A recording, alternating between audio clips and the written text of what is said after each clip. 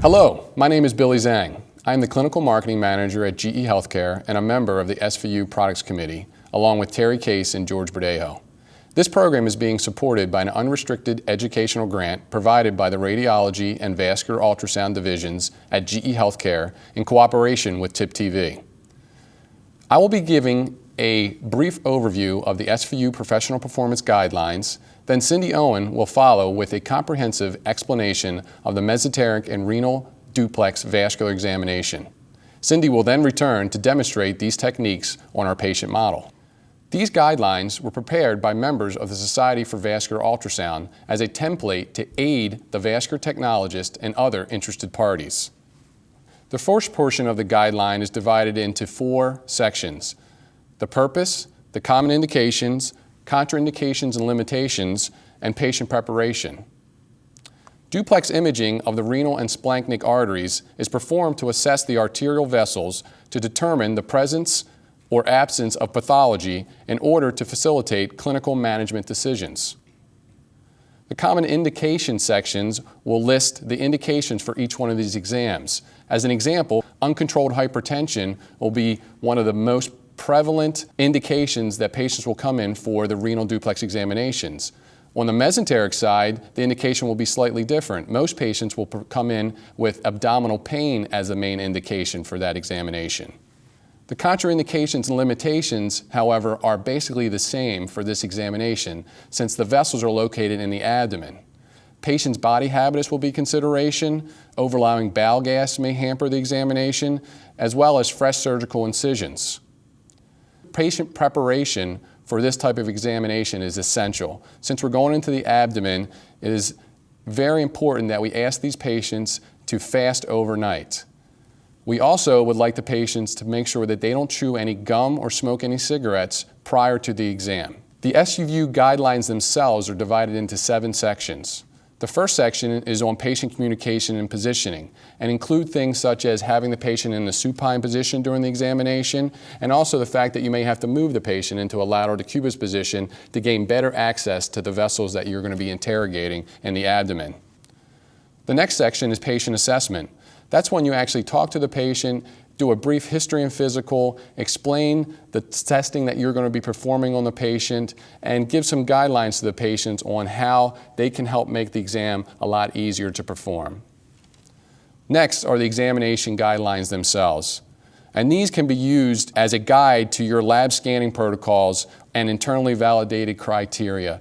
The next section is reviewing of the diagnostic exam findings. This has taken place after you've completed the examination, but before the patient leaves. You want to make sure that you review all the clinical and technical data and you document any exceptions to your protocol. Next, you want to make sure that the presentation of the exam findings is appropriate to the referring physician as well as the interpreting physician. The next portion deals with exam time recommendations, and they are divided into indirect and direct portions. The indirect portion is the portion where you actually bring the patient into the room, you set up the patient on the gurney in the supine position, you go over your history and physical, you enter things into the duplex ultrasound machine, and then the direct portion is actually when you're performing the examination. And lastly, continuing medical education. Certification is considered the standard of practice in vascular ultrasound. And with certification, you must maintain CME and keep current with any advancements in technologies or changes to your laboratory's internal protocols. With that, we're going to finish this portion and move on to Cindy's lecture, but I'd like to remind you that the current and complete SVU protocol guidelines are available online at www.svunet.org.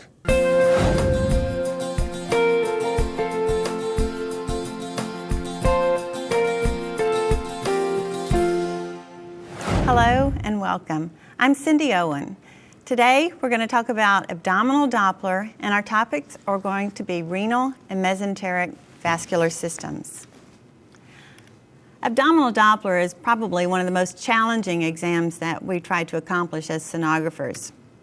Our success is really dependent on some things that are out of our control, such as the patient body habitus. For example, you can see this patient right over here is really quite large, and we're seeing more and more of these patients in our practice every day. I'm going to give you some tips on how to deal with these patients. We also have patients who have very limited ability to cooperate with us. They have a hard time holding their breath. They have a hard time holding still. They may not be able to roll into positions for us. It's dependent on our experience, because with experience we can learn how to get around some of these obstacles. It's dependent on using good technique. We have to be very cognizant of our Doppler angles. We have to pay close attention to our B mode, our color, and our spectral Doppler setup. And it's really also very important that we have modern, up-to-date equipment that gives us the tools that we need to accomplish the job at hand. Let's talk about patient preparation.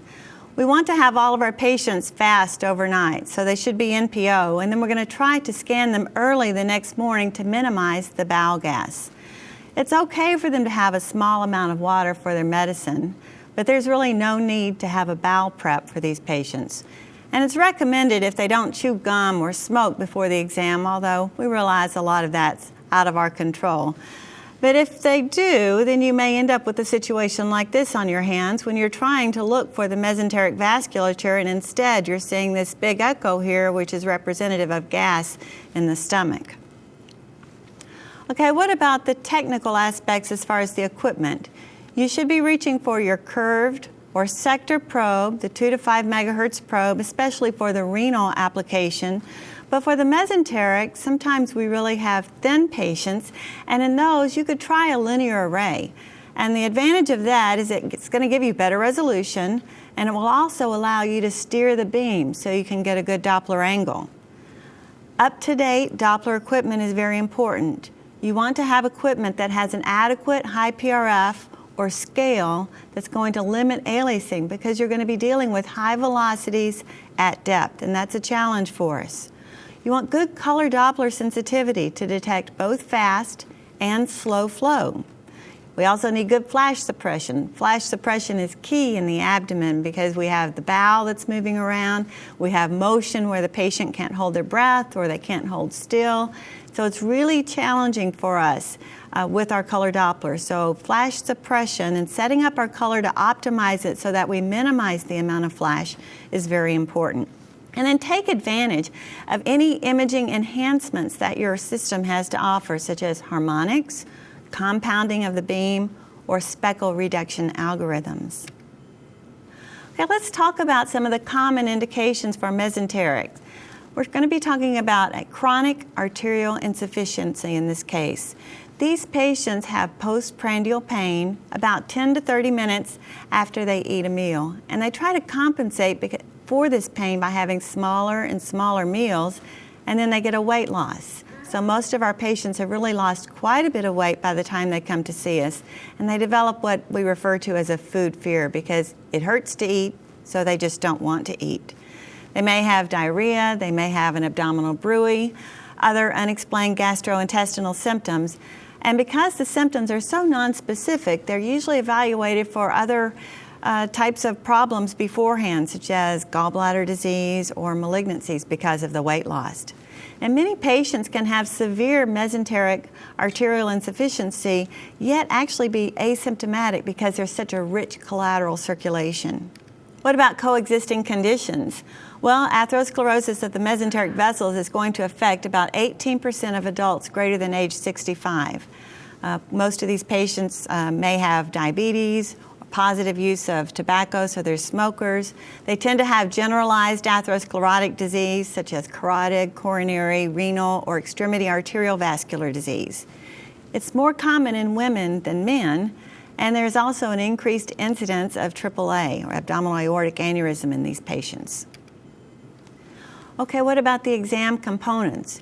In a sequential fashion, we're going to start with B mode. Evaluate the vessels. Look at them. Do we see atherosclerotic plaque? Where are the vessels located? And then we're going to turn on the color to evaluate the flow within the vessels. The color may show a prominent bruit. If there's a very high-grade stenosis, the bruit can be quite prominent and actually obscure the anatomy. So knowing what a color bruit looks like can be very important.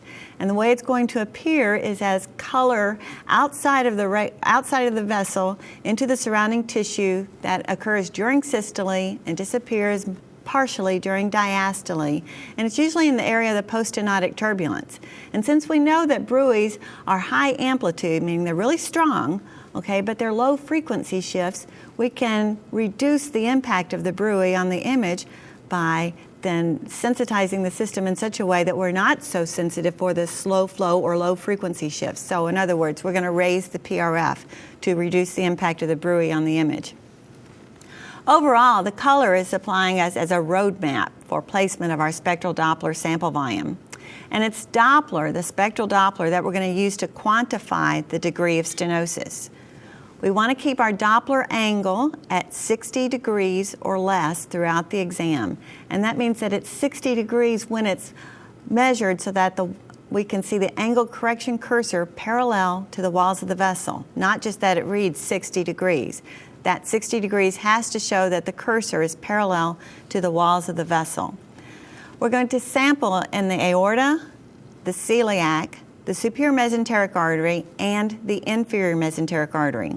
We're going to obtain peak systolic velocity waveforms, and we'll document poststenotic turbulence for every high velocity that we obtain.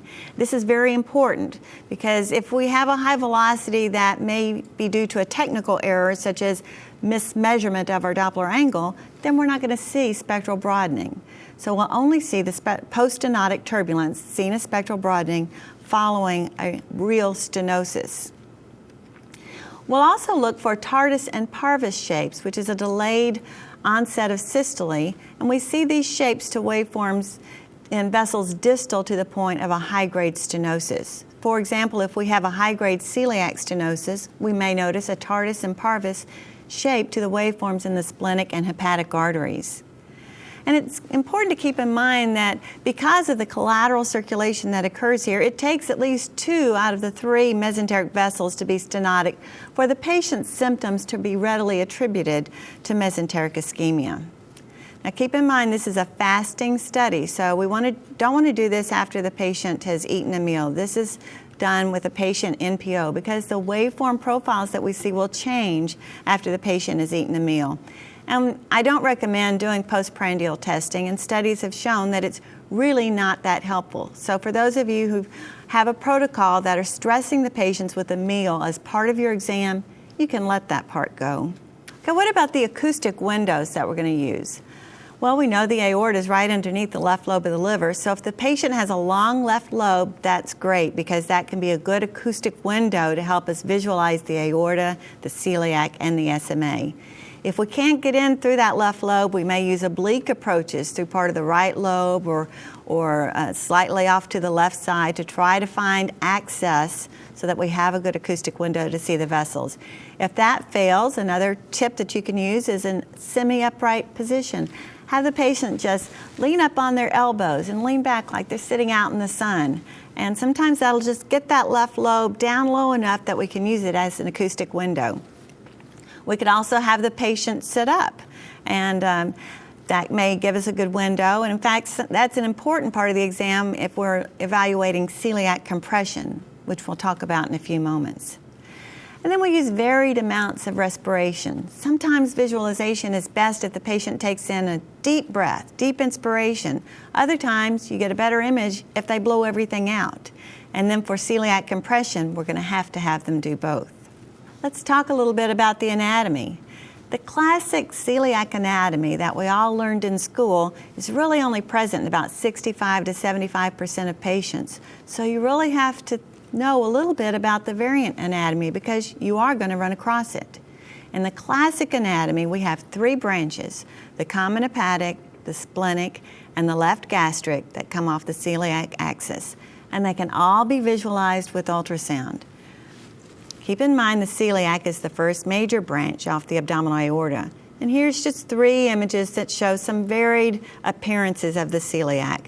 This one you can see that it's leaning off to the left before it's giving rise to the common hepatic and the splenic. This one on the other hand is leaning off to the right, and here's our splenic and common hepatic.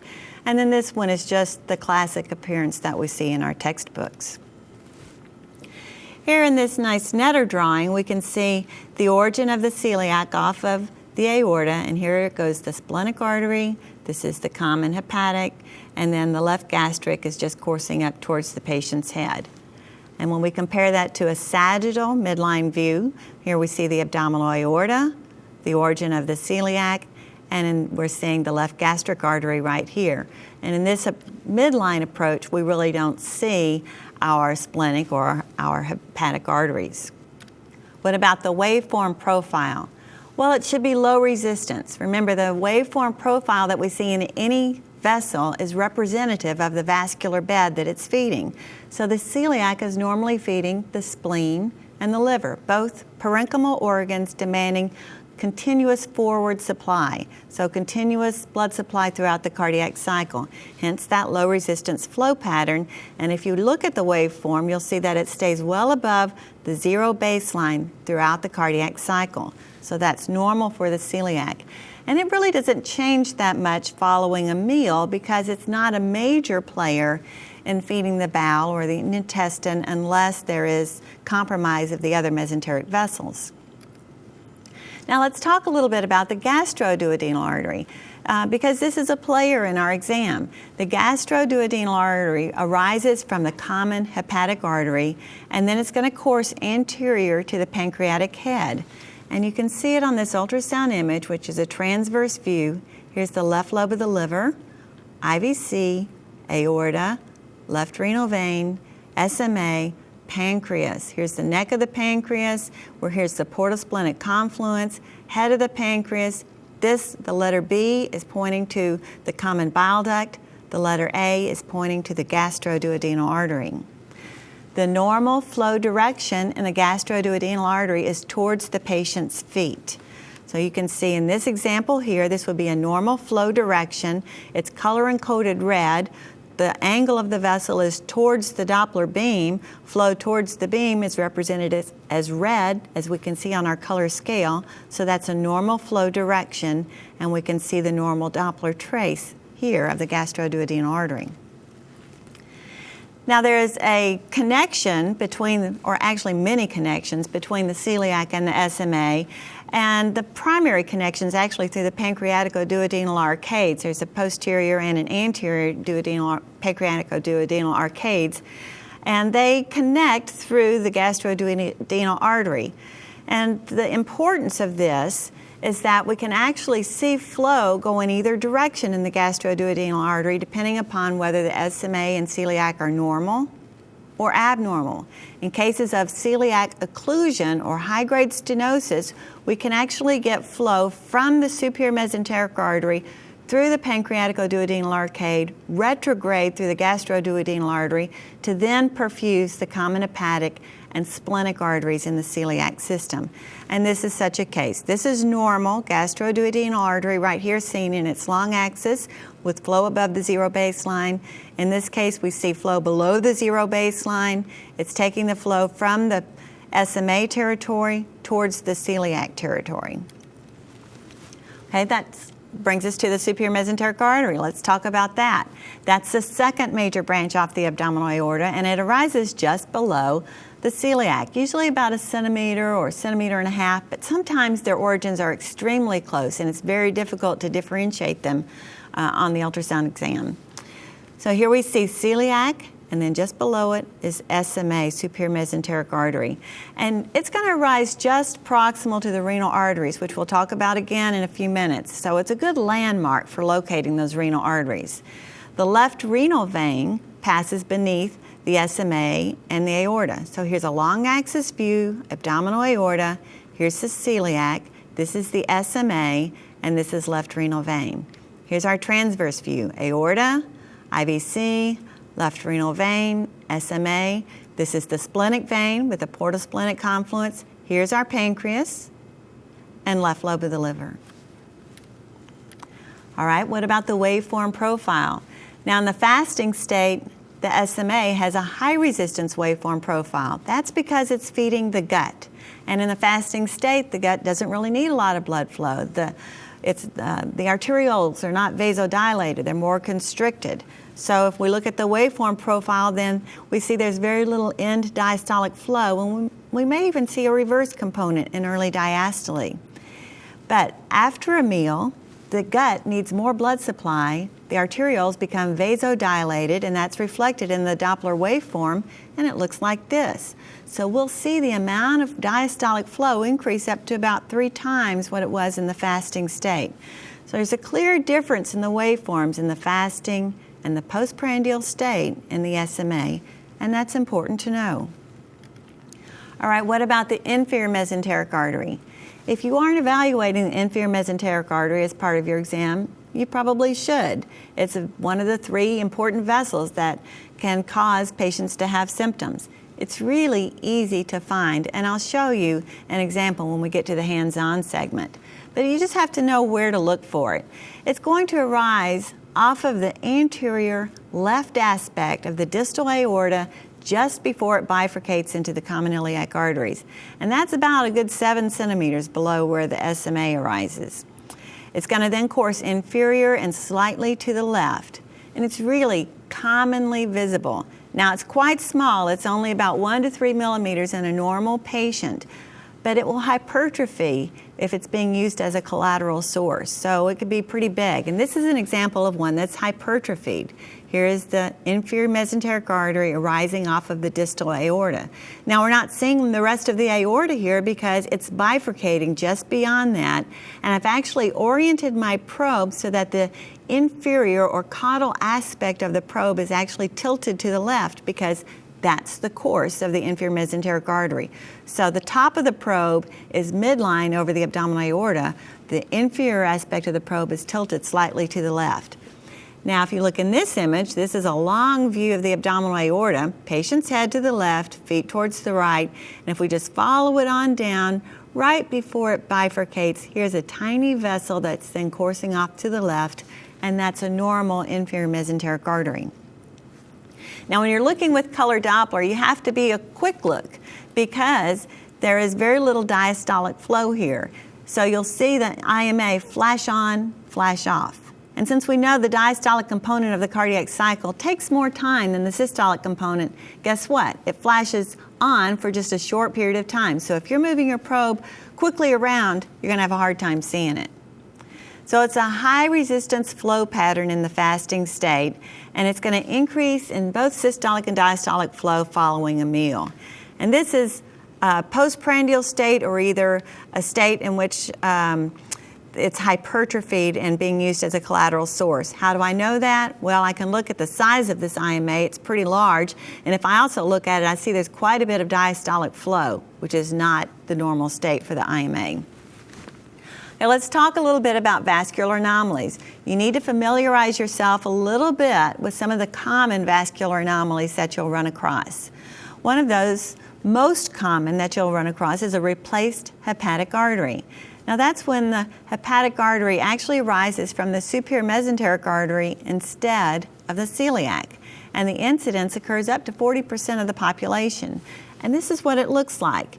If you follow this cine clip that I have up here, we're at the proximal aorta, there goes the celiac, and we didn't see a hepatic artery. There's SMA, and here comes the hepatic artery going over to the liver. So you'll notice on the celiac, again, no hepatic artery, come down to the SMA, there goes the hepatic artery over towards the liver. So it's not that difficult to detect. What's the significance? Well, if a vessel is feeding a parenchymal organ such as the liver, then that waveform profile is going to reflect that, right? So if we look at the SMA proximal to the takeoff of the replaced hepatic artery, we'll see some diastolic flow even though the patient is in a fasting state. Now you may think that there's increased diastolic flow because there's an abnormality, but actually it's just because of this variant anatomy. So that's important to know. As we move distal in the SMA beyond where the hepatic artery came off, now we have a more typical waveform with an absence or decreased or very little diastolic flow. Other vascular anomalies involving the celiac and SMA are quite common, but each one individually may be uncommon. So here's an example of the origin of the hepatic and splenic arteries from the SMA. There's no celiac trunk in this patient, but here comes the left gastric and the splenic and the hepatic arteries. This occurs in less than 1% of the population. Here's another one where we have the hepatic and splenic coming off the SMA, and there's no celiac trunk at all. And keep in mind that some of these anomalies are going to change the waveform patterns that you see, so you need to be aware of these. There's another patient with no celiac, but in this case we actually have an hepatic and splenic artery arising directly from the aorta itself. And another example, hepatic and splenic, and here's the left gastric coming off of the splenic, but no separate celiac trunk.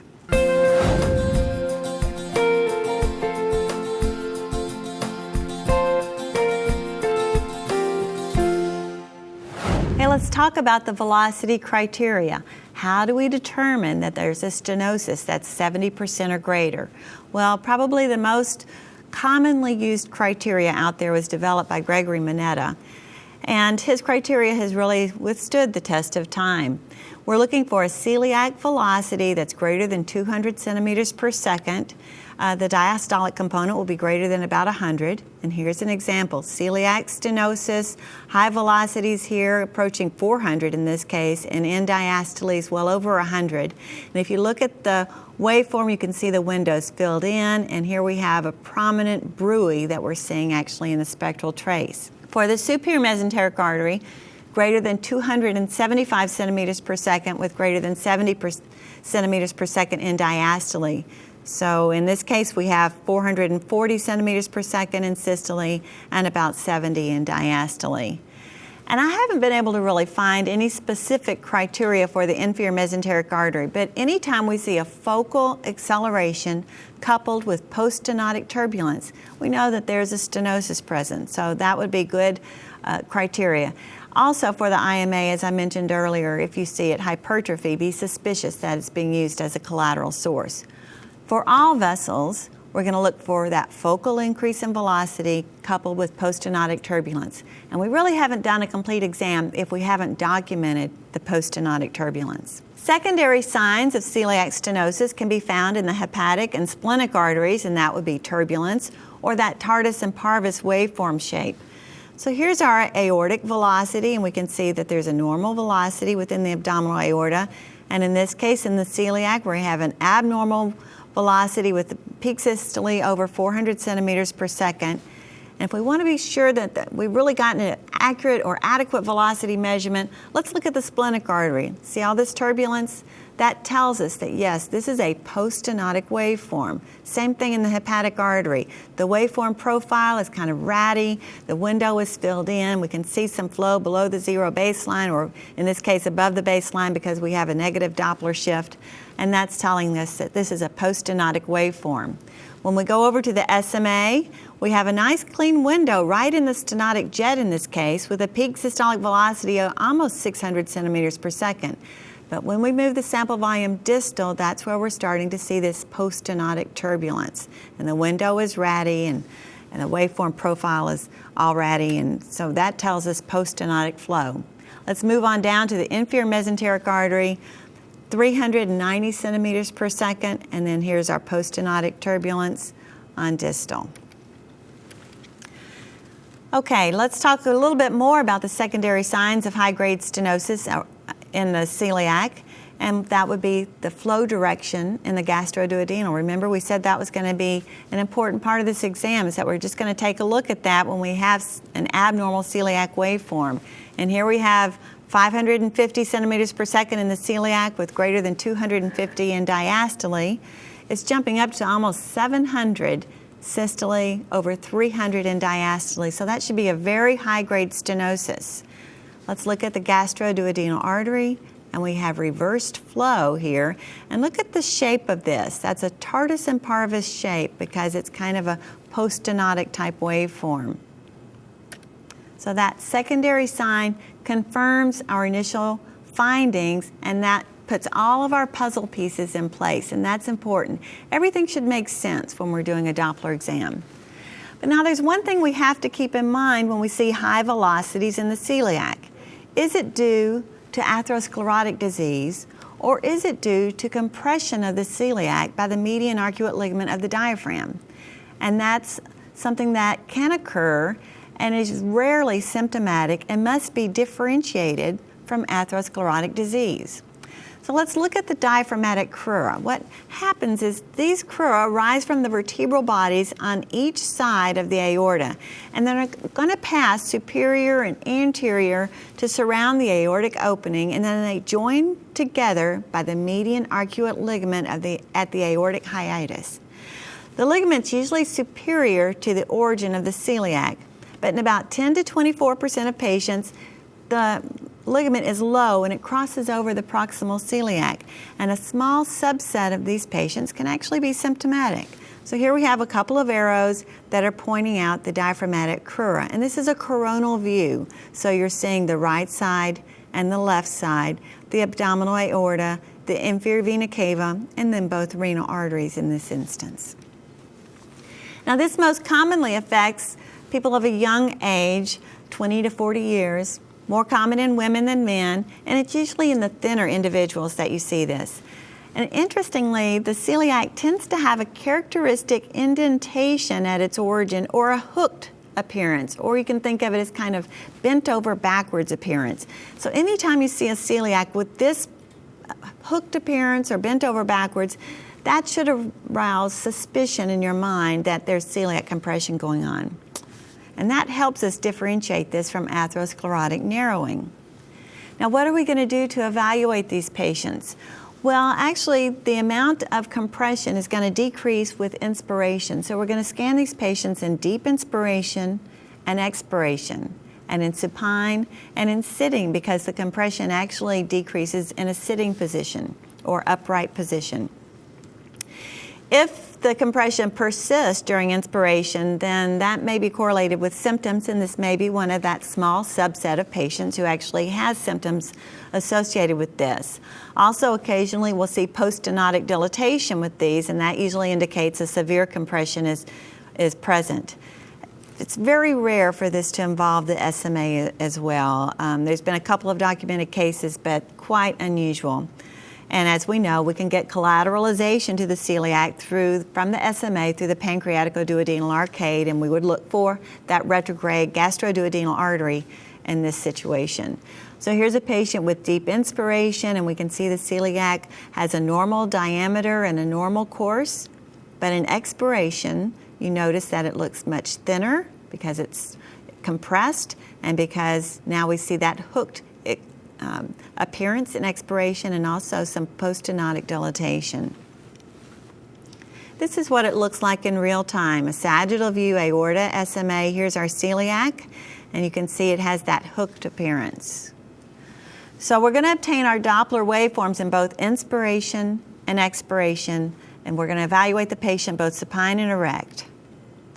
So here's a patient where we did do such a thing. In inspiration, the velocities were still very high. In expiration, they were a little bit higher. So we're not 100% sure, is this due to atherosclerotic disease, or is this due to median arcuate ligament compression syndrome? Well, what about if we sit the patient up? And in this case, when the patient was in an upright position, you can see the velocity is normal and the diameter of the vessel is normal. So now we can attribute this back to the median arcuate ligament compression syndrome.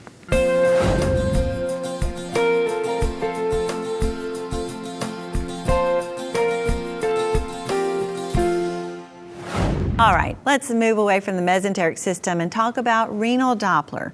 Renal Doppler is one of my favorite exams to do. I think maybe because after all these years that I've been doing ultrasound, maybe it still provides a little bit of a challenge, which we can think of as maybe an advantage or disadvantage. Well, why are we doing these renal Doppler exams? It's because hypertension affects 65 million adults in the United States, and a small subset of these patients have renal vascular hypertension, and that's due to an obstruction of the renal arteries, and I'm talking about a vascular obstruction. And this hypertension may be corrected with treatment of the renal artery stenosis, and we're going to use Doppler to help identify these patients. So which patients are indicated? Those with progressive renal insufficiency, those with uncontrolled hypertension, chronic heart failure, stroke, heart attack, or coexisting conditions. Early diagnosis and treatment may have a positive impact on their high blood pressure and preserve renal function for the future. So where is the disease? Well, if it's atherosclerotic disease of the renal artery, that involves the proximal segment. So we're talking about at the origins of both renal arteries. And that accounts for about 90% of renal artery stenosis. And you can see on this angiogram here, at the origin of both renal arteries, we have high-grade stenoses. And on our ultrasound, here's a transverse view of the aorta, the origin of the right renal artery. We can see a color bruit in the tissue around the poststenotic turbulence of the renal artery. And this is where we typically tend to see that atherosclerotic involvement in the renal arteries. Now, fibromuscular dysplasia can also be a source of hypertension, but that tends to affect the mid to distal segment of the renal artery. And this is an angiogram that shows the typical beaded appearance in fibromuscular dysplasia. And this is a great image from my friend Mike Ledwidge. He lent to me to show what the fibromuscular dysplasia looks like in the mid to distal segment of the renal artery. And you can see all of these little blue circles. That indicates where we have the beads. It's like dilatations and narrowings and dilatations and narrowings. And so the color shows blue because the flow tends to swirl around in the little dilated areas where we have the beads in the fibromuscular dysplasia. Now again, this is more common in women than men, so it's something to think about in your younger female patients that come to you with uncontrolled hypertension. But this is much less common, accounting for less than 10% of renal artery stenosis. Well, let's take a quick detour and look at the vascular anatomy. Make sure we're all on the same page with that for the renal arteries. Remember back to the superior mesenteric artery. We see the origin of the SMA. We're in very close proximity to the origin of the renal arteries. So they arise just distal to this SMA. If we turn transverse at that point, in a very easy patient, if it's our lucky day, we're going to see both renal arteries like this. In general, though, it's going to take us a little bit of manipulation of the probe and working with our color setup and to really get a good image of both renal arteries in the typical patients that we see. Now, that right renal artery is going to pass underneath the inferior vena cava in its path to the kidney. And you can see it right here in the grayscale image and with color. And the left renal artery is going to be right underneath that left renal vein. So usually the first thing we see with color when we're looking for the left renal artery is this red branch, and that's actually the renal vein because it has flow that's coming towards us. And if we haven't inverted our color, we'll see the renal artery as a blue vessel. Which brings me to another point. It's my personal preference that I don't use the color invert when I'm looking in the abdomen because it's impossible to make all of the arteries red and the veins blue. So instead, to avoid confusion, what I do and what I recommend is to show flow away from the beam as blue and below the zero baseline and flow towards the beam as red and above the zero baseline.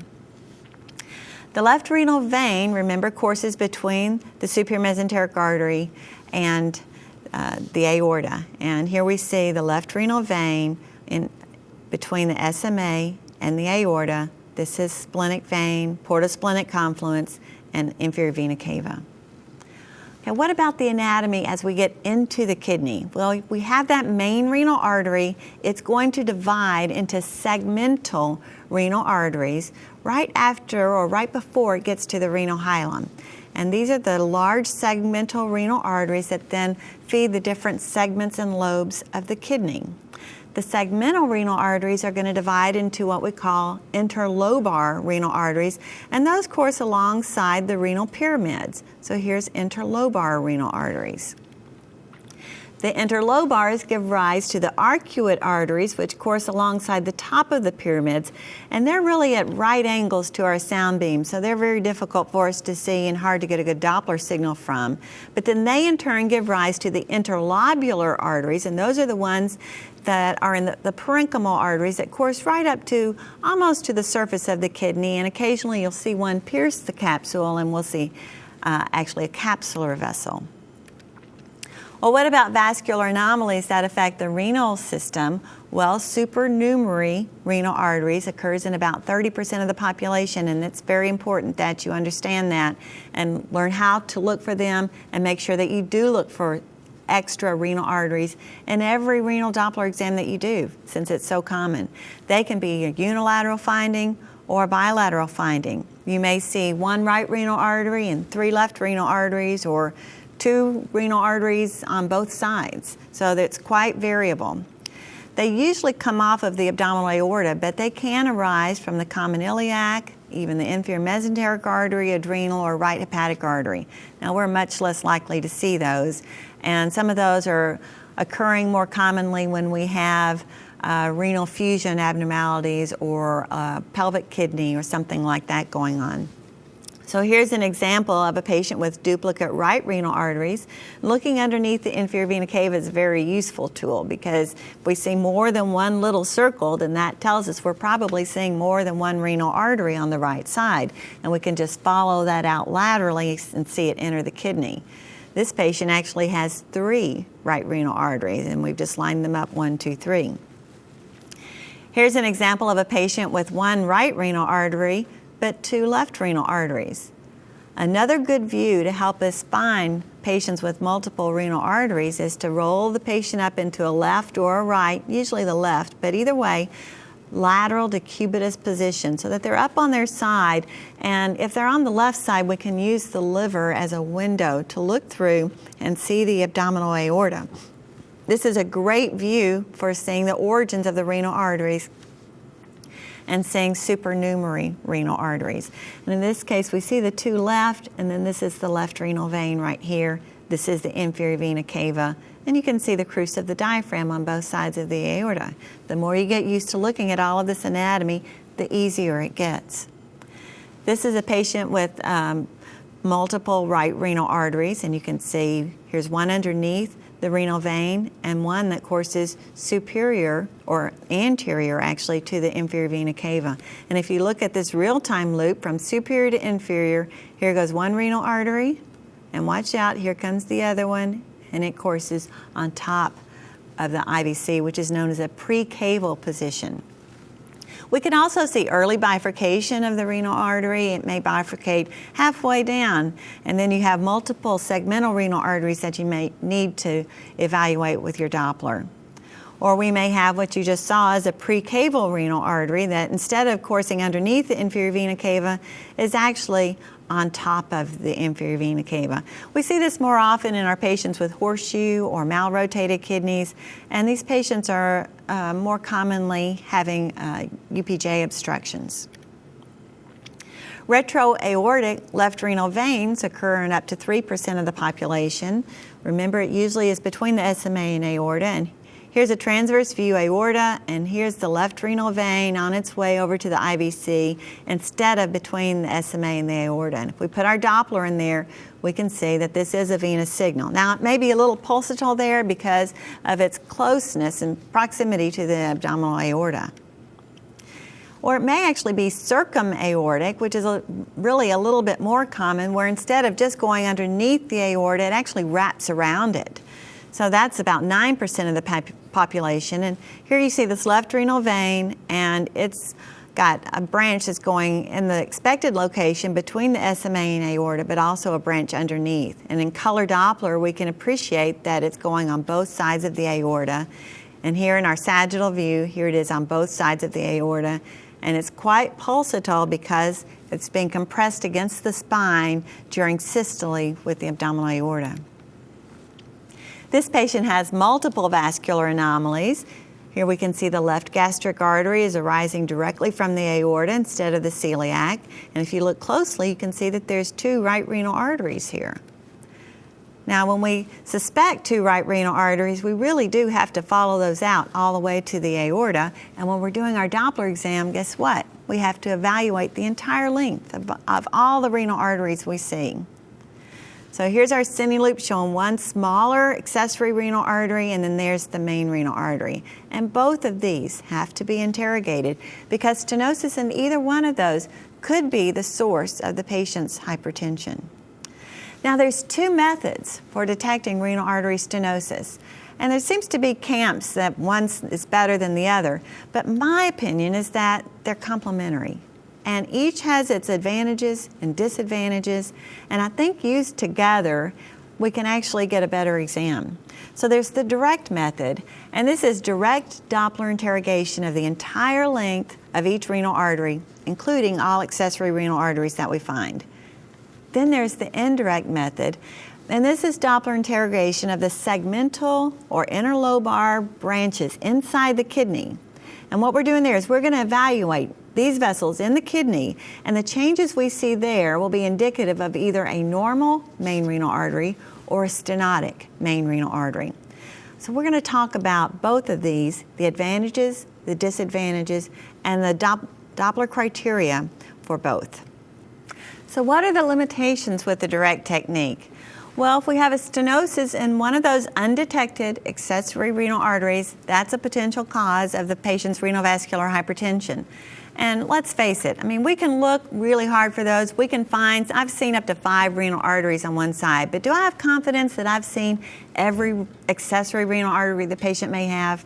No, I know I haven't. In many cases, I've missed them, or the patient's body habitus, or there's bowel gas, or there's, limitations beyond our control. So we can't possibly always see them.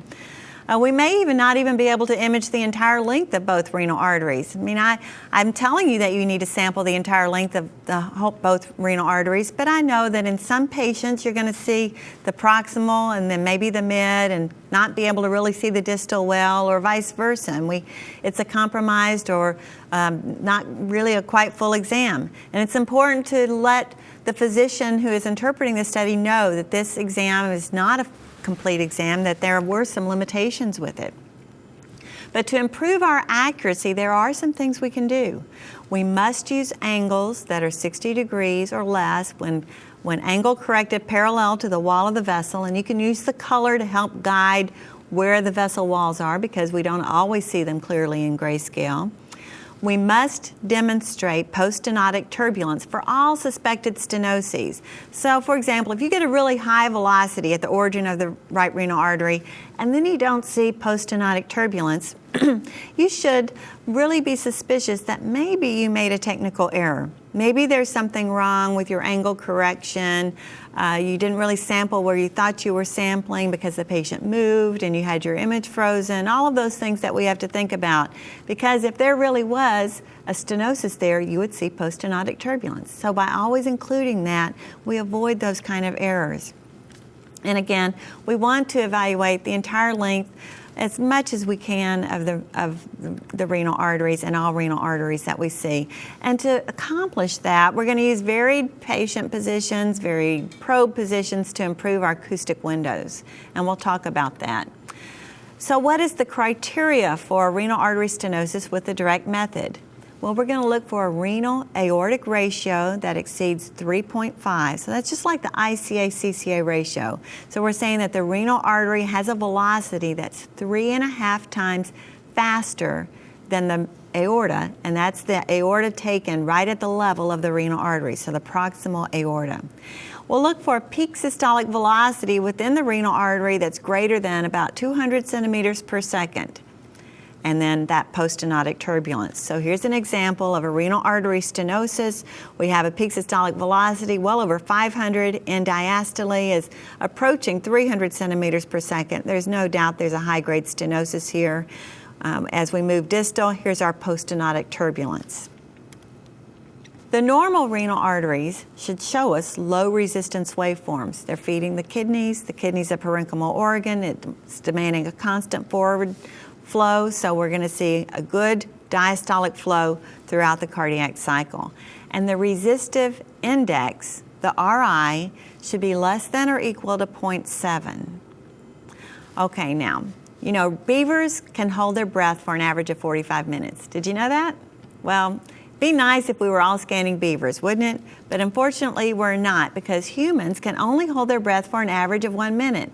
And of course, we're trying to get our patients to hold their breath while we're doing this exam because it's holding those arteries still for us so that we can keep that sample volume within that tiny little stenosis. Well, there's a couple of things that we can do to help us out with that. And one is that we can make a lot of our Doppler adjustments either before we have that patient hold their breath or after we freeze the image. And another thing we can do is not use a tiny sample volume. Okay, back when I started, when we used single element transducers for Doppler, we wanted to keep our sample volumes like 1 millimeter, really small. Those days are gone. You can use a larger sample volume, and that's going to help you to stay in that 1 millimeter tiny residual lumen as the patient lets their breath out, which they're going to do. So this is an example of a waveform that I could freeze and then make my corrections after the fact. Or either I can make my corrections as the patient is in quiet respiration. It's going to be a big mistake if I have a waveform like this and then have my patient take a deep breath and then try to change my Doppler angle, my baseline, my sweep speed, my scale, and all of that, because the patient can't hold their breath that long. And they're going to let their breath out, and I still haven't gotten my waveform, and they're only going to give me 2 or 3 good breaths. So I got to make the best use of those that I can. So if after the fact, I can actually invert my waveform, I can fix my gain, I can angle correct, I can do all of those things either after the fact or while the patient is in quiet respiration. Now it's a challenge for us also to achieve a good Doppler angle, and that's very important in Doppler because if we don't have an adequate angle, our velocities are going to be in error. So when we can see the vessel very well, means that we're probably not going to have a good Doppler angle because we're almost at 90 degrees. For imaging, we want to be perpendicular. We want 90 degrees, but for Doppler, you know that's the worst angle. So in the anterior approach, which is the approach we tend to try to go to, we often get that 90-degree angle. What we can do here is actually to tilt the probe and create the angle. So instead of having the probe straight up and down like this where I am 90 degrees to the renal artery, I'm going to tilt the probe so that I slant the vessel. So it's a heel-toe technique. Okay, and now I have a good 60-degree angle to that origin of that right renal artery. Another thing I can do if I have overlying bowel gas in the anterior approach, which is quite common, I can roll my patient up onto either side. If I'm going to scan the right renal artery, I roll them up onto their left side, and I'm going to come in from the flank. And in this view, I'll use the liver as an acoustic window. I then see the inferior vena cava. Here's my abdominal aorta. In some cases, I'll even see it bifurcate into the iliacs, and then here's both renal arteries. And this is a great view for evaluating both origins as well as looking for supernumerary renal arteries. By the way, this is also a great view for looking for abdominal aortic aneurysms. When you have a patient with a lot of abdominal gas, the anterior approach is very difficult. So use this for looking at those AAAs as well. Now, what about the large patients that we're getting more and more in our labs? We have to do our best by them to get a good angle. And this is a large patient. You can see by the time I'm getting down to the aorta, I'm about 14 centimeters deep, and the renal arteries are going to be even deeper than that. Well, what I do is I roll them up on their side and I ask them to relax their abdomen and just relax it out to the side, and then I'm going to place the probe right here just above the adipose tissue and just press in. In this view, they don't push back. If I come from an anterior approach and I push hard, they push back, and they usually win the pushing contest. So it's best to try to come in from a flank approach in these cases. This is just showing how deep I would be going after those renal arteries from an anterior approach. But when I come from that flank approach, not only do I get away from the bowel gas and the adipose tissue significantly, but I also have a good Doppler angle. And I'm just really improving my outcome. And here's another view where I'm using an oblique view through the kidney, using the kidney as its own acoustic window, and I can follow the whole length of that renal artery all the way back to the abdominal aorta. So achieving the angle, this is about the oblique approach. So here's the liver, and this is not an oblique approach, this is perpendicular. So I've got a great view of the renal artery, but it's going to be a poor angle. So I'm going to change to an oblique approach, heel toe the probe, roll the patient up a little bit, use that liver and kidney, this is transverse through the kidney, and use those as a window to see the renal artery. And oftentimes I can see the entire length of the right renal artery in this view, and here's the vein. But now when I look at the grayscale, I don't really see it well, but I'm going to use my color to help angle correct so I have an adequate Doppler. So this is that oblique approach for the right renal artery. So what about the left renal artery? Well, I can use the kidney again as a window to see the renal artery. I'm going to roll the patient up on their right side, and I'm going to find the kidney. Here's the kidney right here. Now this is another great view for looking at the abdominal aorta for stenosis or for aneurysm, because I've shortened my distance to the aorta now, and it's really close. So once I've seen the kidney and the aorta, all I have to do is turn on my color and connect the dots and find the vessel that's in between them. So here's the color, here's the origin of the left renal artery, and I can just follow it as it meanders back towards the renal hilum. All right, just like there's limitations with the direct technique, there's limitations with the indirect technique. So let's move from the direct into the indirect. Again, what the direct technique is doing is directly interrogating the entire length of all the renal arteries we see.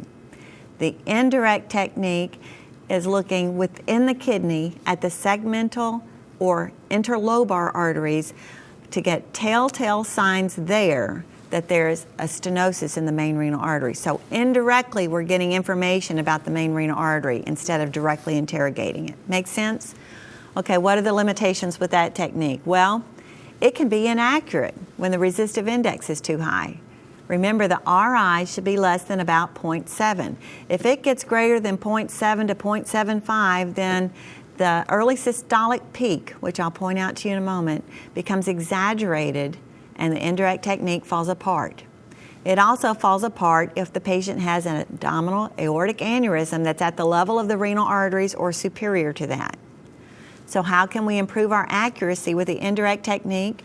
Well, we have to obtain waveforms from the upper, mid, and lower poles. Just one waveform in the kidney is not going to do it. You have to do upper, mid, and lower poles. This really isn't difficult, I'm promising you, and I'll show you a little bit later. When we're looking at the interlobars or segmental renal arteries, we have to use a Doppler angle that's 30 degrees or less. Okay, we forget the 60-degree angle thing here. We got to be 30 degrees or less. If we have angles greater than 30 degrees, then we're not going to really be able to see the early systolic peak or all the parts of the waveform. So it's key to have a low Doppler angle. We're going to use the highest Doppler frequency that we have that will penetrate. So instead of using our 2 megahertz probe, we shortened our Doppler distance here. We'd rather use our 3.5 or even a 5 megahertz in these cases, because we're going to use a larger Doppler frequency, and guess what that does for us? It gives us a bigger frequency shift. What's the deal with that? It makes the waveform larger so we can see all of its parts. And the key to the indirect technique is that we're looking at the waveform shape, and so we want a large waveform. And to obtain that large waveform, we're going to change our sweep speed away from the typical 4 to 5 seconds down to 2 to 3 seconds. Again, making that waveform larger. We're going to use a lower PRF so that we have a bigger waveform. And we're going to use a big sample volume size. Again, a large sample volume, because that patient is going to start letting their breath out, and the kidney is going to move as they let that breath out. And if you have a large sample volume, you're going to have a much better chance of staying within that interlobar or segmental renal arteries. So what about the waveforms for the normal intrarenal arteries? Just like the main renal artery, it's low resistance, and the RI should be less than 0.7. Okay, so we're going to have a low resistive index. And we're going to look at this little early systolic peak. That's this notch that we see right at the beginning of systole. That's this little point right here, and that's a normal finding. So we'll refer to that heretofore as the ESP, early systolic peak. We should see a rapid acceleration to peak systole, and we'll measure that as an acceleration time. So the acceleration to time from the beginning of systole up to the top of the early systolic peak is going to be less than 0.07 seconds. So what is our technique? We'll roll the patient into the decubitus position. That's ideal for these patients. If they can't roll, you can still do it from a supine position, but it's best to roll them. We'll scan along the posterior axillary line, and we should really have very little, if any, liver or spleen in the image. So this is an incorrect image for looking at the kidney itself for the intravessel waveforms for the indirect technique. It's a great picture of just the kidney, but it's not good for looking at the waveforms within the kidney. This is what we're after. We're going to come out more lateral along that posterior axillary line, and in this view we have those renal vessels within the kidney coming almost straight up towards our probe. How are we going to measure the acceleration time? Well, we want to measure the time from the beginning of systole up to the peak. So this is incorrect, and it's going to give us an overestimation of the acceleration time. This is correct. We have the vertical crosshairs all the way over to the beginning of systole, and now you can see that this is a normal time. So you have to be very careful with the placement of your calipers, or you'll get an incorrect measurement. Limitations occur, as I mentioned earlier, when there's high resistance in the kidney. So if the resistive index is high, the early systolic peak becomes exaggerated, and we're not going to use the indirect approach in these cases. Here's a couple of examples. Look at the resistive index. It's above 0.75, and look at the early systolic peak. It's very prominent. Here it's even more prominent in a higher resistance. So we don't want to use the indirect technique when we have high resistance flow. All right, let's talk about our technique with the intrarenal arteries. Again, we want to set that sweep speed 2 to 3 seconds. We're going to set the PRF so that the waveform fills the spectral window. We'll use a large sample volume size, a low wall filter, the highest Doppler frequency we have that adequately does the job for penetration, and our angle should be less than 30 degrees. If the angle is too steep, too large, it's hard to see the early systolic peak, as you can see in this top example. If we have a better angle, then we improve our ability to see the early systolic peak. What are the criteria for the indirect technique? Well, actually, the absence of that early systolic peak is our most sensitive criteria, and that was published by Stavros in 1994, and that's really stood pretty well over the test of time. So here's an absence of the early systolic peak, and you can see the rounded shape to the waveform, and we'll call that a tardus and parvis shape. So it has a delayed acceleration up to the maximum velocity, and if that exceeds 0.07 seconds, then that's an abnormal finding. This is what it looks like when it's normal. Here we have that early systolic peak. These are some examples of normal intravessel or intrarenal waveforms, and these are some examples of abnormal intrarenal waveforms. All of these are tardus and parvis shape, and you can see the delayed onset to systole, and in each of these normal ones you can see the early systolic peak and the upright rise to systole. So let's put this all together. How are we going to do this exam when we're combining both techniques? First thing I do, a quick survey on both sides. Get the lay of the land. How many renal arteries do I see? Is this patient going to be easy, difficult? Just get an idea. I'm going to check for the visibility of those main renal arteries and any accessories. I'm going to make sure the patient doesn't have an aortic aneurysm. And then I'm going to go straight to that direct technique and directly interrogate both renal arteries. I'm going to obtain the renal aortic ratio, so I'm going to get an aortic velocity taken at the level of the abdominal aorta, right at the level of the renal arteries, and then I'm going to do the indirect technique, and in doing that I'm going to sample the upper, mid, and lower poles of both renal arteries. If the RI is greater than 0.75, or if the patient has an aortic aneurysm, I'm not going to use the indirect technique. I'll go away from that. The accuracy is really improved by using both methods. So with that, I thank you very much for your attention and happy scanning.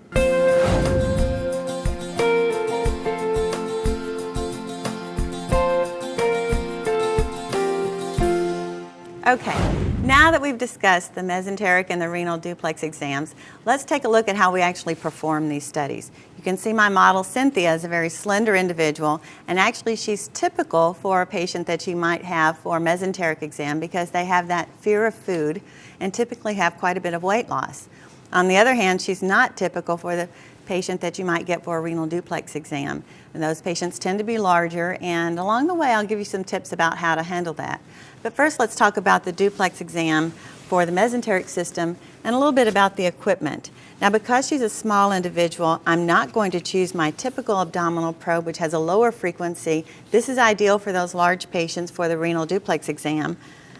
But for someone like Cynthia, I want a little bit higher frequency. That would be in this M7C transducer, or I could use a linear array transducer, which has a little bit higher frequency yet and allows me to steer and get a little bit better Doppler angle sometimes when I need that capability. Okay, so let's start scanning. I'm going to put a little bit of gel right on the face of the transducer, and we'll start with a sagittal approach right at the midline. Okay, you can see the abdominal aorta, the left lobe of the liver. We can see the celiac, the first branch off of the aorta. And if you look closely, you can see this little branch that's originating from the celiac and coursing cephalad. That would be the left gastric artery. Now we can see that branch in a longitudinal fashion, but the other two branches that arise from the celiac aren't seen in this midline view. We would have to turn transverse in order to demonstrate them. So now we're transverse, and we see the aorta right here, and I'm going to tilt superior, and I can see the origin of the celiac. So here's my celiac trunk, and if I just tilt slightly to the left, here's the splenic artery, and to the right, here comes the common hepatic artery. Now the reason I'm showing you these two vessels is because they're very important to interrogate in patients who have accelerated velocities in the celiac, because you're going to look for secondary signs of stenosis in them. Those secondary signs would be poststenotic turbulence or perhaps a tardus and parvus waveform shape. Okay, so here's our transverse celiac. Let's go back to our sagittal view and look at the next branch that's coming off the aorta, and that would be the superior mesenteric artery. And it's coming off just about a centimeter and a half below the celiac, sometimes even closer. And remember, there's a lot of anomalies here, and sometimes they'll even have a common trunk or one will be absent, and you'll see all the branches arising off of the other. Okay, now there's some other players in this exam. Remember, we talked about the gastroduodenal artery. So how do we find that vessel? Well, there's two ways that we can look for it. One is by just coming to the right and seeing that common hepatic artery arising from the celiac. So here's our celiac. If I go to the left, I see a circle. That's the splenic artery. If I go to the right, I see a circle. That's the hepatic artery coming over towards the liver. If I just keep following that to the right, all of a sudden I see a branch come off of it, heading down towards her feet. Right underneath that, that's the pancreas. So this would be the gastroduodenal artery. Now remember, the normal direction of flow in the gastroduodenal artery is going to be towards her feet. So let's turn on the color and see if that's the case. Yep, Cynthia, your gastroduodenal artery is going in the correct direction. All right, let's go back to one of the other players in this exam, and that would be the inferior mesenteric artery. I told you it's pretty easy to see. It's something that you should expect to see on the majority of your patients, but again, there's two ways to find it. We'll just follow the aorta down transversely for the first way, and then just before it bifurcates, we'll see this tiny branch right here coming off. You see that? Tiny branch, and that's the inferior mesenteric artery. Now if I turn on my color, it might help me to see that. Watch as I just come inferior, right here. That's the inferior mesenteric artery coming towards her feet, right there. Okay, the other way is if I turn sagittal. Now I'm at the distal aorta just before it's going to bifurcate into the common iliacs. And what I'm going to do here is just take the most caudal portion of the probe, the inferior part of it, and just tilt it to the left. And when I do that, I see a branch that's coming off the distal aorta and coursing towards her feet. And that would be the inferior mesenteric artery. Okay, so there's two ways to find the IMA. And then we discussed one of the ways to find the gastroduodenal. The other would be when we're in our transverse orientation, looking at the head of the pancreas. I'm going to turn color off here for just a moment and show you the pancreas here. This is the head of the pancreas. The head of the pancreas comes right down and touches the inferior vena cava. And I can see two circles right near that, one close to the IVC and the other one a little more anterior. This one would be the gastroduodenal artery. This one would be the common bile duct. And if I turn on color, that will help to confirm that. And we can see that there is flow here in the gastroduodenal artery, but of course we don't see any flow in the common bile duct. Okay, let's turn our color off. So we're back in our transverse view, back superior, and let's just look at the waveform profile here in the celiac trunk. So I'm going to turn on the color, and I'm going to have to increase the color gain just a little bit, And here you can see the origin of the celiac and both the splenic artery and the hepatic artery. And you can see here how both of those vessels are coursing away, so it's impossible to make all of those red because they're arteries. So again, we really shy away from using that Doppler invert in these situations. So let's put our Doppler in and look at the celiac waveform. I'm going to angle correct, and I'm very close to a 0-degree angle here.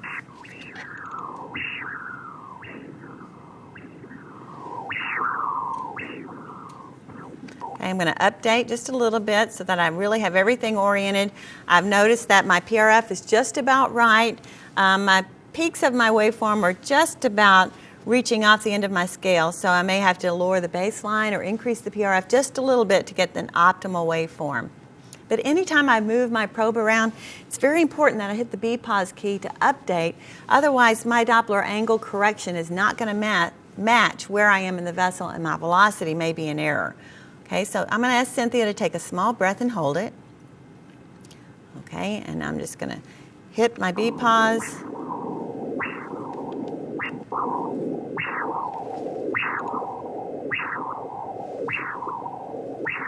Go ahead and breathe. Okay, so I have a nice waveform from the celiac, and you can see that there's a sharp upstroke in systole and a gradual deceleration in diastole, but it's a low resistance waveform with forward flow throughout the cardiac cycle, and that's normal for the celiac trunk. Okay, let's just take a look, say, at the splenic artery. Okay, here we have flow going away from us. Take a breath and hold it for me.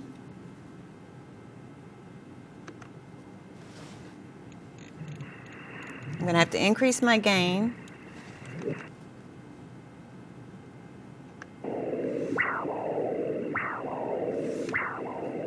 Go ahead and breathe, and that's a typical waveform. Again, low resistance. It's taking the blood flow to the spleen. And the common hepatic artery will look almost identical to that. All right, let's go back to a sagittal view now and move down and take a look at the SMA waveform. It's going to be a little bit different. Remember, it's higher resistance. Cynthia's been fasting for me today. She hasn't had anything to eat this morning. So her bowel is not needing a lot of blood supply in diastole. The arterioles are not vasodilated. So I'm not going to expect to see a lot of diastolic flow, and that's going to help me differentiate actually between the SMA and the celiac. So I'm going to place my Doppler cursor right here in the SMA, and I'm going to go into Doppler.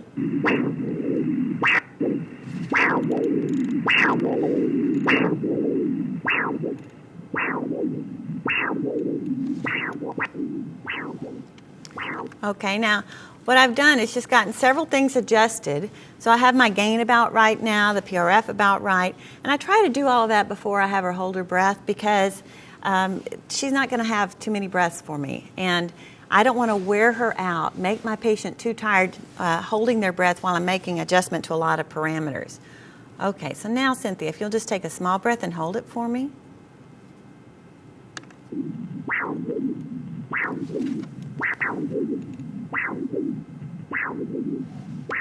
Go ahead and breathe. Okay, and this is the typical waveform we would expect to see out of the SMA. It's a nice sharp upstroke, but in diastole you'll see it's quite different from the celiac. It's coming down to the baseline and even crossing the baseline because she's in the fasting state with very little end diastolic flow. Now you'll see when we go down to the inferior mesenteric artery that we have an even higher resistance signal in general. Okay, so I'm just moving the probe inferior, tilting the most caudal portion of the probe slightly to the left, and here's that inferior mesenteric artery right there. And let's zoom up on that just a little bit. And even just a little bit more so you can see it better. Right here. And I'm going to go ahead and adjust my angle correction and get all of those kind of things out of the way before I have my patient suspend respiration. Now I'm going to have to move my baseline up because this has got flow going away from me. All right, I've got everything just about set up. All right, Cynthia, if you'll just stop breathing for me.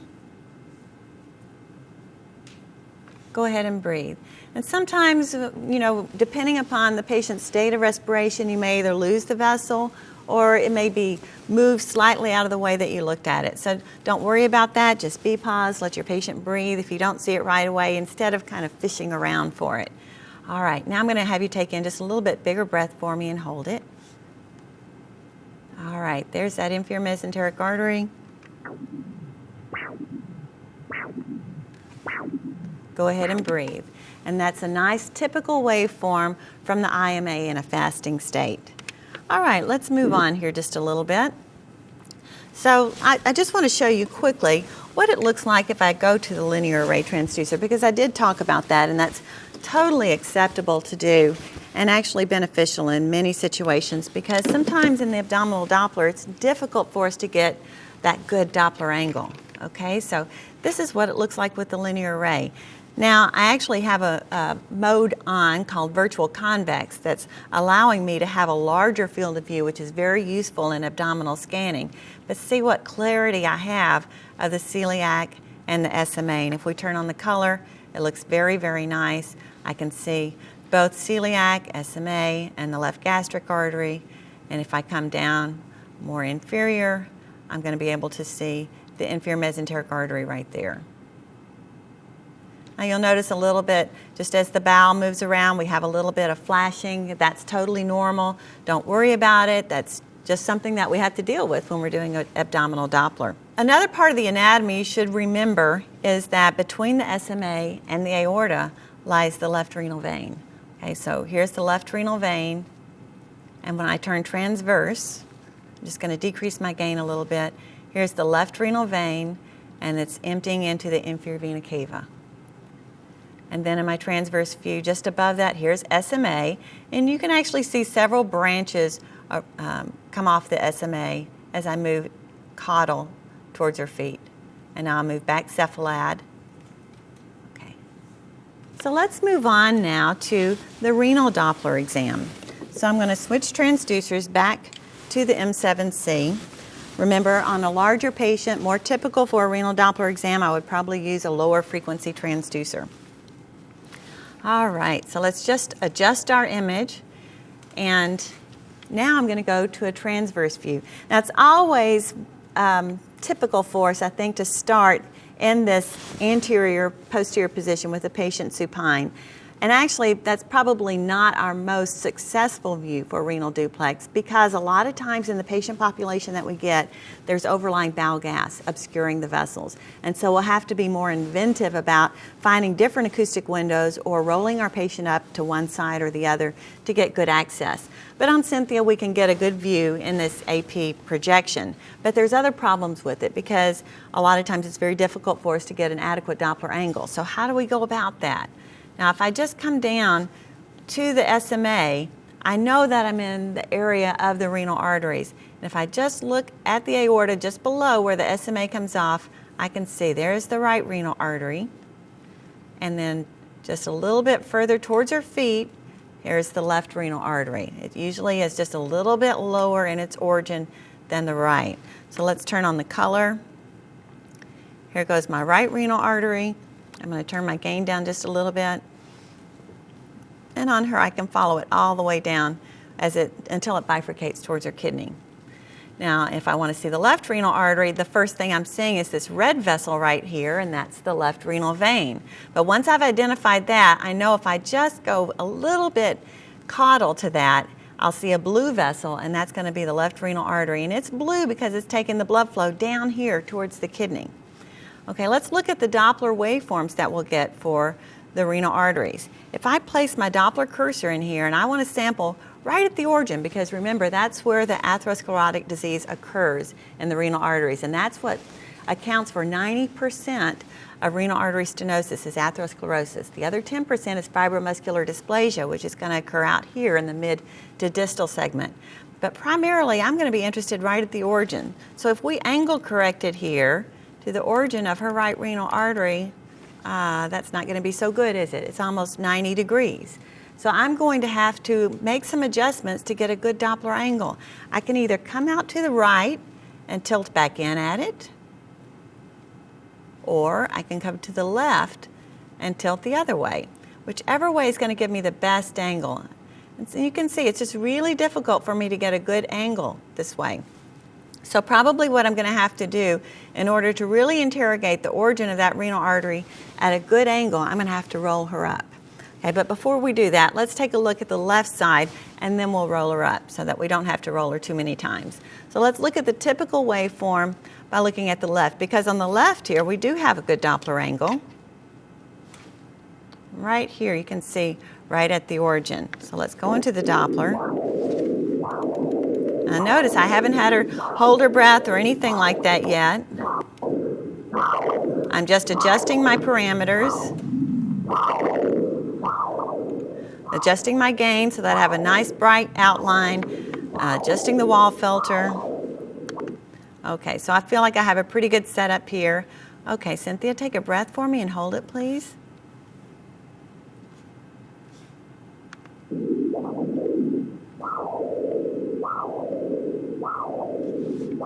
Fantastic. Go ahead and breathe. And this is a typical waveform. Now, I may not want the baseline in exactly that position, but it's easy for me to make such an adjustment after the fact. Also, if I want to make another adjustment to my angle correction, perhaps I'm not totally satisfied with it, I can do that after the fact. I can even adjust my gain a little bit to make it a little bit better image. I want to make all those types of changes before she holds her breath or either after I've frozen the image, because that's going to give me better time with my patient. I'm not going to wear her out because she's only going to have so many good breaths for me. All right, let's look at some alternative windows now. Cynthia, would you mind rolling up onto your left side for me? Okay, so if I'm going to go after the right renal artery to create an angle, I have a couple of other options. I'm going to get a little bit more gel here. One is to get a coronal view where I can see the origins. And here you can see the aorta and both renal arteries. This would be the right and this would be the left. But I'm really not quite optimized because I need a little bit deeper field of view. There we go. And that's going to show it just a little bit nicer. So the right renal artery is on the top and it's coming over here towards the inferior vena cava. Remember, it crosses right underneath the IVC on its way to the kidney. And we can actually follow it out there. That's the kidney. So we saw that it did indeed go to the kidney. And then here's the left renal artery. This is a great view for looking for supernumerary renal arteries because you can see a long length of the abdominal aorta and you can see if there's more than one renal artery on either side as long as it's coming off the aorta. This is also a great view for looking at abdominal aortic aneurysms because in the population that we look at those, the patients a lot of times are very large. They have quite a bit of adipose tissue. You pushing and they're pushing back and they win the pushing test. So if you roll them up, it relaxes their abdomen and you can see the entire length of the aorta. And look, I can follow it all the way out to the bifurcation. And then that way I can be assured that there's not an aortic aneurysm that I'm missing. And I can even follow those common iliacs to see extension of the aortic aneurysm into the common iliacs. Okay, enough about that. Let's look at the renal arteries. So now I can see the origin of the right renal artery, and I can see the whole length of it. Now, if this view doesn't work for me, another thing I can do is use the kidney as its own window. So what I'll do is come up here, and again, I'm going to need just a little bit more gel. She's going to have lots of gel by the time we're through. And I'm going to identify the kidney in a transverse view. Okay, here's my kidney, transverse. And I'm going to go right up to the hilum of the kidney. And at this point, I'm going to turn on my color. I can see the aorta down here. I can see the kidney. Somewhere in between there has got to be a renal artery. So I'm going to turn on my color. And I like to make the box a little bit long and narrow, just depending upon how I can situate the anatomy. So I've got the aorta down right here. Here's my renal artery. And I'm just going to tip the probe until I've lengthened it out. And there's the entire length of her right renal artery. And let's see, let's just open this box a little bit wider so we can see more of it. And we can see it dividing into the segmental branches right at the hilum. So let's drop a Doppler in there again and just look at the renal artery waveform. Okay, now it's above the baseline because I actually have it coming towards me. And that's perfectly fine. It doesn't matter if it's above the baseline or below the baseline, just whichever way the Doppler shift is telling us. And what I want to do is to just walk this Doppler all the way throughout the length of that renal artery and note any areas of increased velocity. If I actually had a patient of Cynthia's age for a renal Doppler exam, it would probably be because she has fibromuscular dysplasia. And that's when I want to pay close attention to this mid to distal segment. All right, now that's the direct exam. What about the indirect exam? Well, with the indirect exam, remember, we're looking at the vessels within the kidney, the segmentals and the interlobars. And what we're going to do is evaluate those vessels for signs of stenosis in the main renal artery. And we're going to be looking at the early systolic peak and the acceleration time. So what I'm going to do is find the kidney, and I want as little liver between my probe and the kidney as possible. I want to really decrease the distance between my probe and the kidney. So I want to bring it right up to the surface. Now, because she's such a thin individual, most of the time we see the kidney sitting right about here, but hers is more anterior. So every patient is a little bit different, and that's part of what makes our job so interesting, isn't it? So I'm just going to move the probe down here till I really get a nice look at the kidney.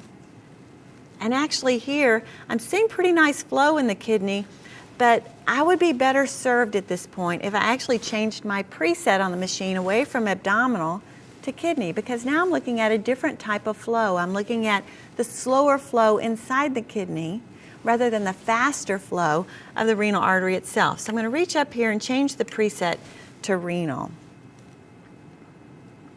There's the kidney. And now I'm going to turn on the color. Oh, that's a little more like it, isn't it? That's what I expect to see, that branching pattern that's getting the flow all the way out to the surface of the kidney. Okay, so if I'm coming back here, I'm in the segmentals, and then I can see the interlobars, part of the arcuates, and the interlobular branches. Let's look closely at some of that anatomy. Okay, let's see if I can grab that there. All right. So our segmentals would be in this area here, the hilum, and then those are going to give rise to the interlobars. Let me send you back just a teeny bit, right here. This would be an interlobar artery right there. And then that interlobar artery is going to give rise to the arcuate. Well, we don't see the arcuate off that particular one, but we see arcuates right here, which are coursing on top of the renal pyramid, which is this dark area. And then the interlobulars are these fine vessels that we were seeing all the way up here to the parenchyma. And then occasionally we see some that pierce the capsule, and those are the capsular branches. So these are the interlobulars, arcuates, interlobars, and then segmentals. We're interested in Dopplering the segmentals and the interlobars. And for this exam, what we have to do is Doppler upper, mid, and lower poles. And the reason we do that is because there may be more than one renal artery feeding the different areas of the kidney. And a stenosis in one of those renal arteries could be the source of the patient's renal hypertension. So one of the advantages we have with the indirect technique is to be able to sample upper, mid, and lower pole and see the effects of a stenosis in one of those arteries that perhaps we did not detect with the direct technique. Now, we have to use very good technique to get good results with this, and what we want to do is to have close to 0 degrees to these vessels. We don't want 60 degrees any longer. We want 30 degrees or less. So what I'm going to do is just watch as she breathes, and I can see right here in the upper pole, I've got a couple of options where I think I can get a pretty good angle for one of her interlobar vessels. I'm going to go on into Doppler. I've got a large sample volume so that as she breathes, I can see, keep that tiny vessel within the sample volume. All right, now I have a nice big waveform. I think I'll make it a little bit larger. Notice I still haven't had her hold her breath yet. I'll lower my baseline just a little bit. That looks like that's going to be pretty good. Maybe increase my gain just a touch. Okay, I think I'm ready then. All right, Cynthia, if you'll take just a small breath and hold it for me. Okay, I'm right there. That looks like it's going to be a pretty good angle.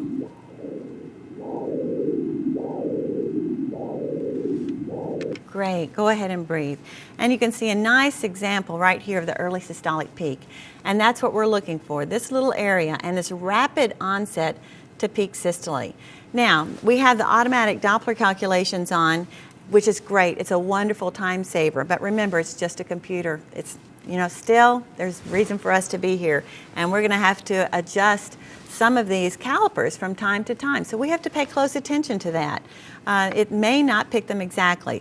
This caliper I want to be placed with the vertical lines right at the beginning of systole. And then my next caliper, I want to be placed right on top of the early systolic peak. And that's going to measure my acceleration time, which you can see right up in, measured by the AT right up in the upper corner.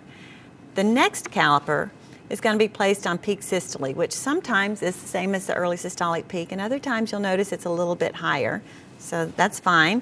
And then the last caliper is on end diastole, and that's used to measure the resistive index. And if you remember from the presentation earlier, the indirect technique will not work if the resistive index is greater than 0.75. Remember, it has to be less than 0.75, or the indirect technique just falls apart, it becomes invalid.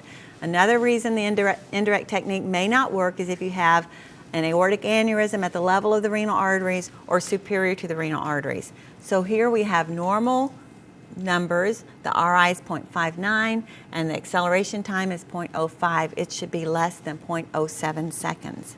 Okay, so that would be for the upper pole. Now let's look down at, say, the mid pole. And what I'm going to have to do is just slide down her belly in order to get a reading so that I have a very small angle to the kidney. Turn on the color. And that's just beautiful right there. All right, so I'm going to go ahead and put in my cursor. Here's a nice angle probably to one of those segmental renal arteries right there. I can see my PRF may be a little bit high here, so I'm going to, or low, I'm going to just change it just a little bit to optimize my waveform, and now I think I'm about ready. Hey, Cynthia, take another breath for me. Right there is a good reading. Good.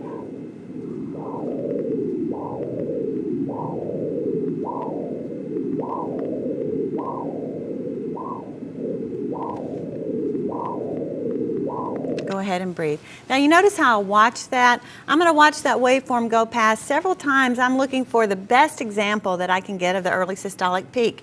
And here I don't have one that's quite as good as the one that I got in the upper pole. So what I would do clinically is I might go ahead and adjust my calipers. Okay, I can see an early systolic peak here, but it's just not a great example. But I'm going to go ahead and take this in case my patient gets sick or tired or something like that. So I'll take a picture of that, and then I'll go back and see if I can get a better example. All right? And one of the reasons I might not have a real good example is perhaps I wasn't at a very good angle for it, or I wasn't in the vessel as well. All those same reasons why sometimes we try to get multiple Doppler readings to get a good example. Okay, take another breath and hold it for me.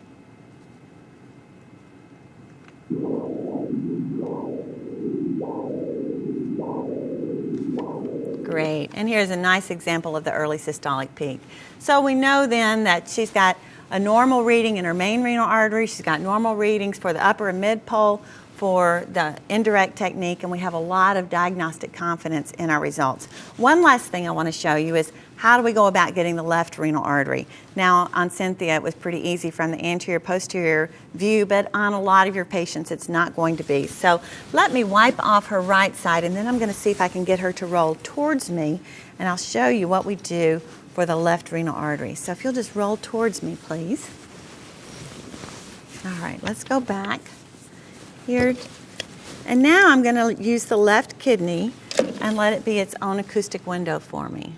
Okay, here's her spleen. You can see the spleen, and right underneath it is the left kidney. I'm just going to increase my gain so that I can see that kidney nicely. All right, and now I want to increase my depth, and as I do that, I can start to see the abdominal aorta just underneath. Well, if I have the hilum of the kidney and the aorta, I know that in between there has to be the renal artery, right? So I'm going to turn on my color. And actually now I'm looking for faster flow again, so let's raise the PRF, or otherwise I could go back to the abdominal preset, but let's just raise the PRF here and see if we can find that left renal artery. And I'm going to increase the gain, and there it is. And her left renal artery is a little bit tortuous. See it curve as it goes to the kidney?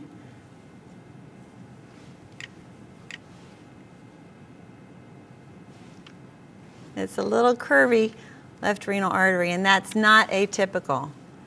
Okay, so this is what we would do to find the left renal artery. And again, you can do it in a sagittal approach or you can do it in a transverse approach. And this is also a very good view for looking at the aorta for stenosis or for aortic aneurysm. So I hope this has answered some questions for you about renal duplex and mesenteric duplex, two of the most fun exams that you're going to encounter in your ultrasound practice. And thank you very much for your attention.